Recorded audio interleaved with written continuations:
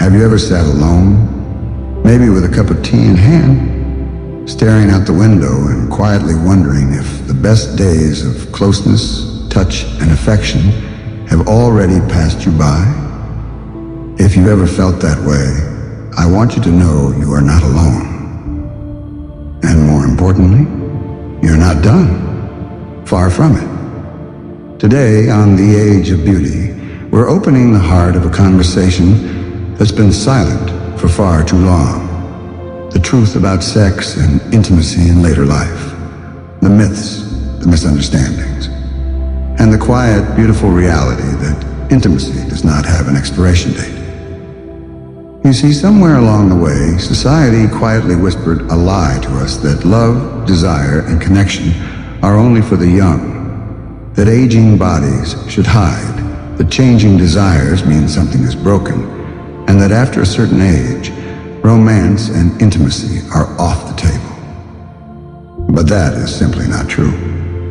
Let's talk about this like friends, like people who've lived, who've loved, who've endured loss and change, and who still carry a spark within that longs to be held, to be understood, to be touched not just physically, but emotionally, soulfully. Because while our bodies do change with time, the need for connection does not. Now, if you're over 50, you've probably already felt some of these changes. For women, menopause brings a new phase of life, not a loss, but a transformation. Hormonal shifts can affect desire, natural lubrication, even energy levels. And for men, things like erectile dysfunction, changes in stamina, or a slower response time may begin to show up not as signs of failure, but as signs of being human. These things can feel scary or frustrating or even embarrassing. But they are also completely natural. And when we treat them not as problems to hide, but as invitations to explore differently, something beautiful begins to happen. Let me tell you about Ruth and George. They're both in their early 70s, married for 42 years. After George went through heart surgery, he became quieter. Intimacy slipped away, not just physically, but emotionally. Ruth told me she felt invisible, like she didn't exist in that way anymore.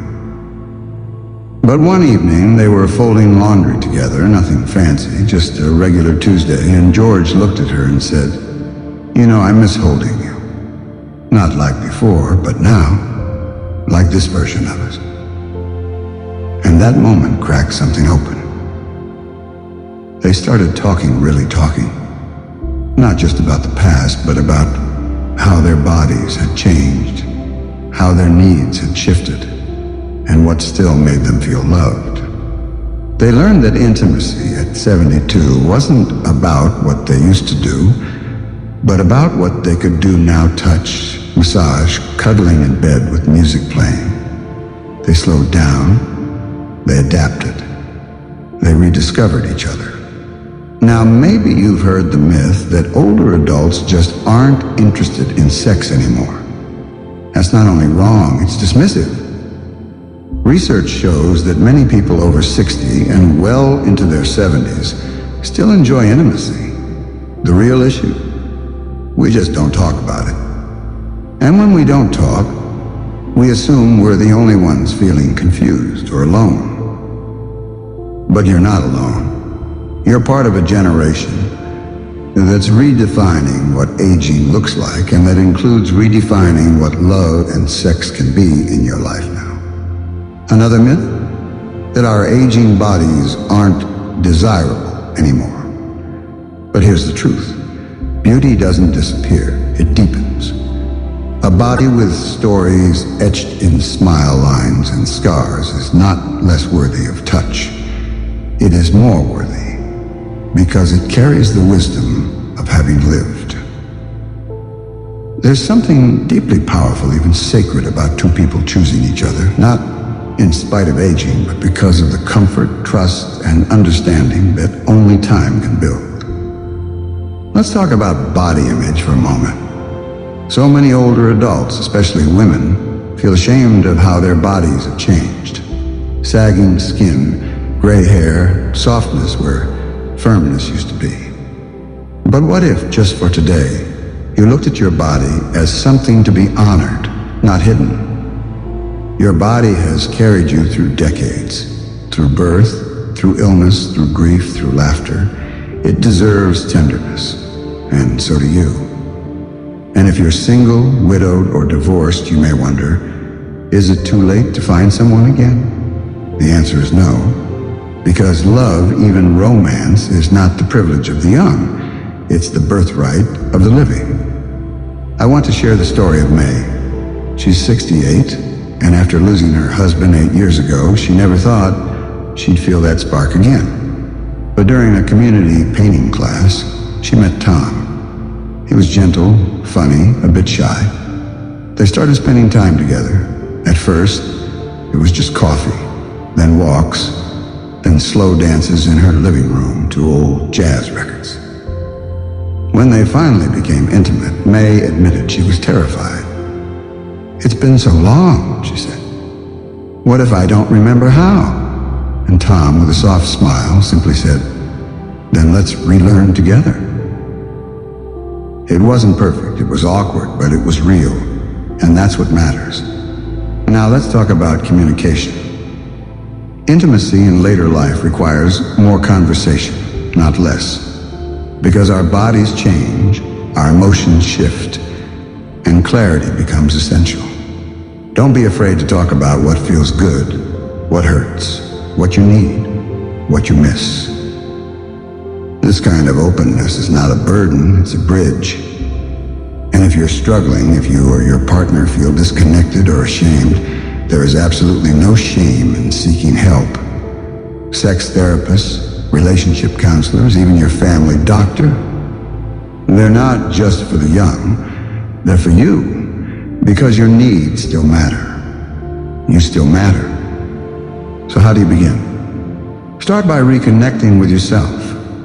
Take time to understand what your body wants now. Be kind. Don't rush. Then if you have a partner, share that space. Set the mood not for performance, but for presence. Light candles. Play soft music. Laugh, cry, be silly. Be soft. Touch is healing. Holding hands, gentle hugs, a quiet kiss on the forehead. These moments are not less than sex.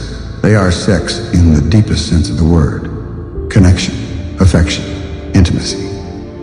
And please remember, there is no right way, no wrong way to love in this season of life. Whether it's passionate, slow, emotional, playful, spiritual, or just a shared glance that says, "I see you," it's all valid. It's all beautiful.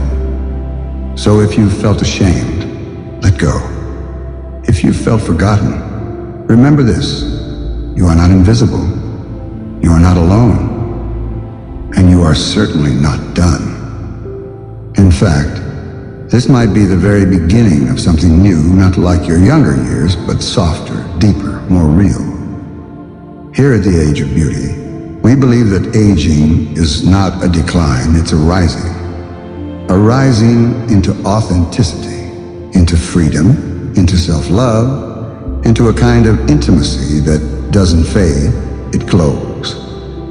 If this message touched your heart, if it made you feel seen or just a little more hopeful, please take a moment to like this video, share it with someone who might need to hear these words today, and subscribe to the Age of Beauty for more soulful, age-positive content made with care, respect, and love just for you. You are beautiful. You are worthy of love, and the best may be yet to come. Thank you for being here. We'll see you in the next video.